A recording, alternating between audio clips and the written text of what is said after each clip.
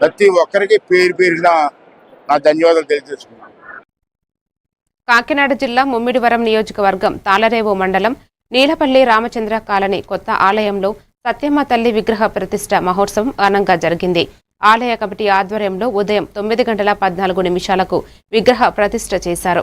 భక్తులు మొక్కుబడులు సమర్పించి తీర్థ ప్రసాదాలు స్వీకరించారు. కోలాటంతో ప్రదర్శనలు అంగరంగ వైభవంగా నిర్వహించబడ్డాయి.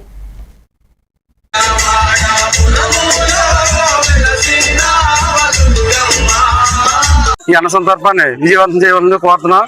మా పెద్దలు గత 40 సంవత్సరాల కిందట సత్యమ్మ తల్లిని ఇక్కడ కొలిచారు. దాని ద్వారా మేమందరం మా సత్యబాబు అన్నయ్య మేమందరం కలిసి అమ్మవారిని అలాగా మేము ఒక్కొక్కరు అందరూ కలిసి అమ్మవారిని తలకోస చేసుకుంటూ భక్తులతో బయట విరాళాలతో అమ్మవారిని ఈ రోజున విగ్రహ ప్రతిష్ఠ జరపడానికి జరిగింది. కావున భక్తులందరూ వచ్చి మా ఊరి అమ్మవారి మండలం నీలపల్లి గ్రామంలో రామచంద్ర కాలంలో వేచి చేసి ఉన్నారు.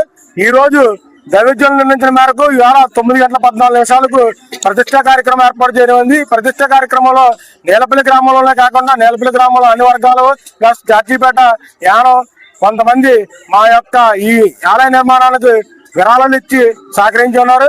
వారికి కానీ ఈ రోజు మా కుటుంబాలు ఏ విధంగా అయితే ఈ అమ్మవారు చూస్తారో అదే విధంగా మా విరాళాలు ఇచ్చి సహకరించిన కుటుంబాలను కూడా అందరూ సహకారం